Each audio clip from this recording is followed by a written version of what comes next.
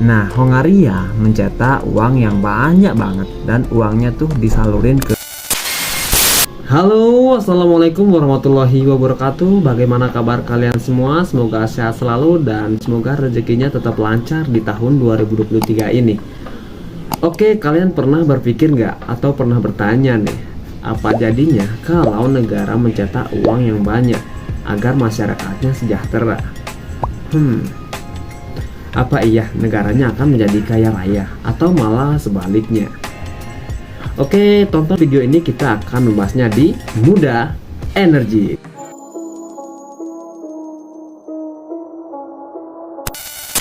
Ada pepatah yang mengatakan, belajarlah dari pengalaman orang lain. Nah, gimana nih kalau negara kita mencetak uang yang banyak?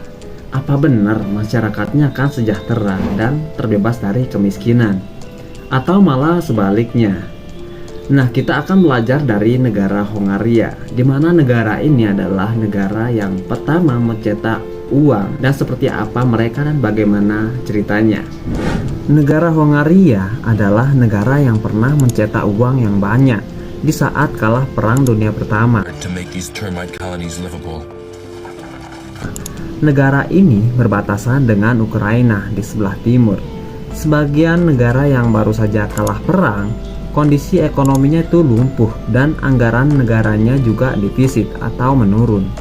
Dalam kondisi tersebut, Hongaria itu butuh uang untuk menutupi kekurangan anggarannya, sekaligus buat menggerakkan ekonomi negaranya. Coba tebak apa tindakan yang dilakukan oleh pemerintahnya?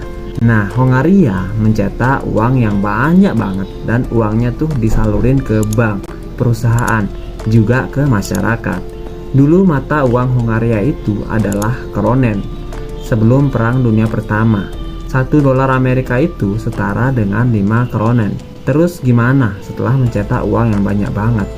Sekitar 10 tahun kemudian, tepatnya di tahun 1924, $1 itu setara dengan 70.000 kronen.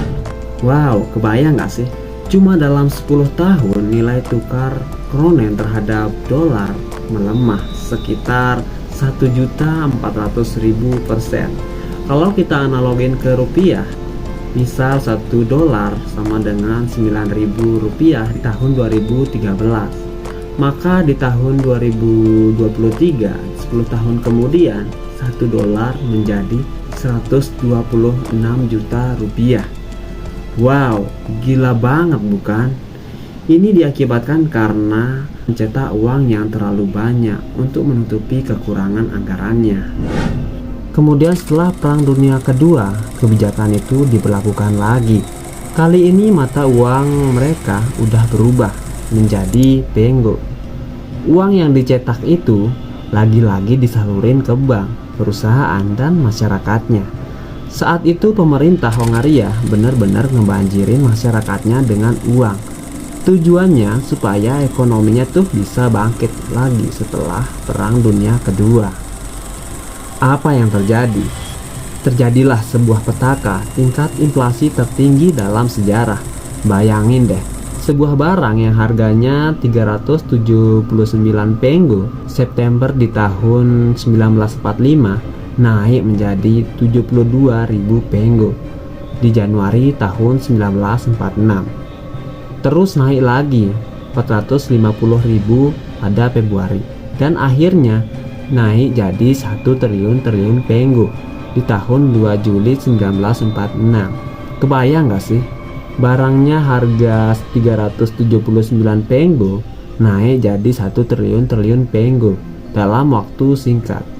Saat puncaknya nih, inflasi di Hongaria itu mencapai 150.000% dalam satu hari. Ibaratnya gini nih, hari ini Indomie tuh harganya sebungkus 2.500. Besok harganya naik menjadi 3.750.000. Saat itu pekerja-pekerja sampai harus nego nih gaji mereka setiap hari, karena nilai uang yang mereka terima tuh selalu tergerus inflasi setiap harinya. Nah, itu salah satu contoh yang kita ambil pelajarannya. Oke, sebelum lanjut, jangan lupa di subscribe dulu jika video ini bermanfaat. Oke, lanjut.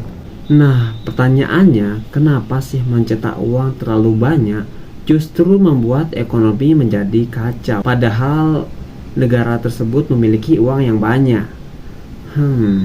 Oke, gini nih penjelasannya. Ketika pemerintah mencetak uang yang banyak dan dibagiin ke masyarakat, ke perusahaan, atau di bank, berarti uang masyarakat menjadi bertambah secara signifikan.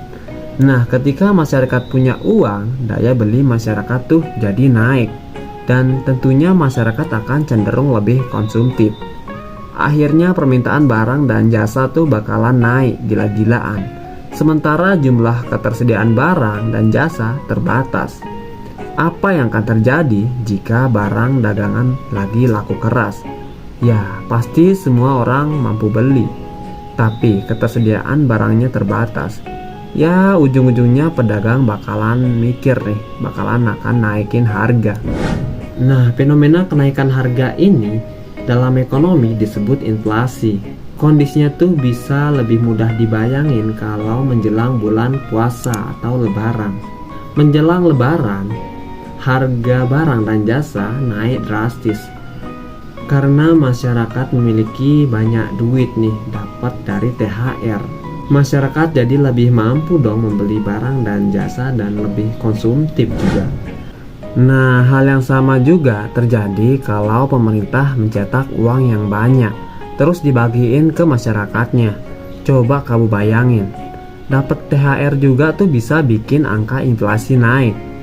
Cuma ekstra gaji dalam 1 bulan saja buat sebagian masyarakat, apalagi kalau pemerintah mencetak uang yang banyak banget terus uangnya dibagiin ke perusahaan, bank, dan masyarakat. Kenaikan harga tuh bisa-bisa gak terbendung dan mata uang kita semakin gak bernilai lagi nih. Meskipun punya banyak uang secara nominal, tapi nilai uangnya semakin turun. Harga barang dan jasa naik fantastis. Maka dari itu, dalam mencetak uang, pemerintah dan Bank Indonesia gak salah-salah nih nyetak uang gitu aja. Ada perhitungan dan penelitian khusus yang dilakukan untuk kebutuhan masyarakat. Pertumbuhan ekonomi juga perlu dijadikan pertimbangan. Nah, akhirnya terjawab juga nih, apa jadinya kalau negara mencetak uang yang banyak? Bukannya menjadi kaya, tapi justru sebaliknya, ekonominya menjadi kacau balau, tak terkendali. Oke, jika ada pertanyaan silahkan langsung saja tulis di kolom komentar di bawah ini. Dan jika video ini bermanfaat silahkan di subscribe dan jangan lupa di share ke teman-teman kalian. Dan seperti biasa, salam muda energi.